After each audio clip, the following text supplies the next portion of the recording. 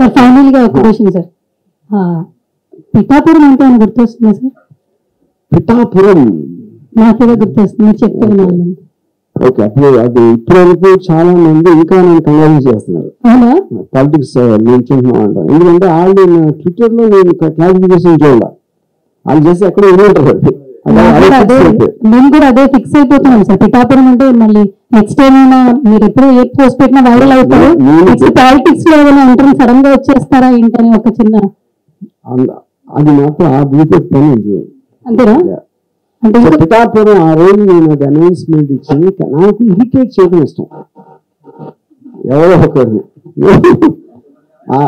అంటే అందరినీ చేసేస్తున్నారు సార్, క్లారిటీ అనేది కొంచెం కన్ఫ్యూజ్ అవుతుంది.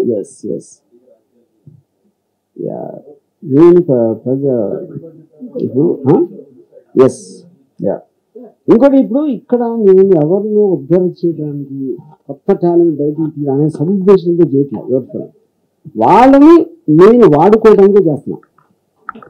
As a production company this is the nearest thing were people like అనే నా స్వార్థంతో చేస్తున్నా, కానీ ఎవరినో ఉద్ధరించడానికి నాకు ఏ మాత్రం ఉద్దేశం లేదు. అదే కారణంతో నేను ఎప్పుడు రాజకీయాల్లో కూడా సార్ ఫైనల్ గా ఒక క్వశ్చన్ సార్, పిఠాపురం అంటే ఏమైనా గుర్తొస్తుందా సార్? పిఠాపురం నాకేదో గుర్తొస్తుంది, మీరు చెప్తే వినాలి. ఓకే, అప్పుడు అది ఇప్పటివరకు చాలా మంది ఇంకా నేను కంగ్రాచులేట్ చేస్తున్నారు పాలిటిక్స్ నేర్చుకుంటున్నాం అంటారు. ఎందుకంటే ఆల్రెడీ ట్విట్టర్ లో నేను క్లారిఫికేషన్ చూడాలి, వాళ్ళు చేసి ఎక్కడ ఉంటారు.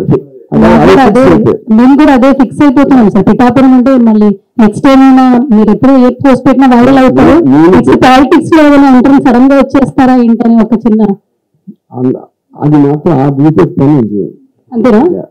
అంటే పిఠాపురం ఆ రోజు నేను అది అనౌన్స్మెంట్ ఇచ్చింది, నాకు ఇరిటేట్ చేయడం ఇష్టం ఎవరో ఒకరిని.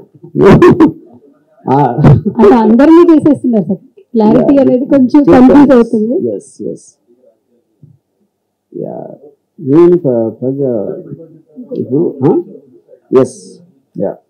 ఇంకోటి ఇప్పుడు ఇక్కడ నేను ఎవరినో అబ్జర్వ్ చేయడానికి కొత్త టాలెంట్ బయటికి అనే సదుద్దేశంతో చేయట్లేదు. ఎవరు వాళ్ళని నేను వాడుకోవడానికి చేస్తున్నా. As a production company this is the nearest thing were people like అనే నా స్వార్థంతో చేస్తున్నా, కానీ ఎవరినో ఉద్ధరించడానికి నాకు ఏ మాత్రం ఉద్దేశం లేదు. అదే కారణంతో నేను ఎప్పుడు రాజకీయాల్లో కూడా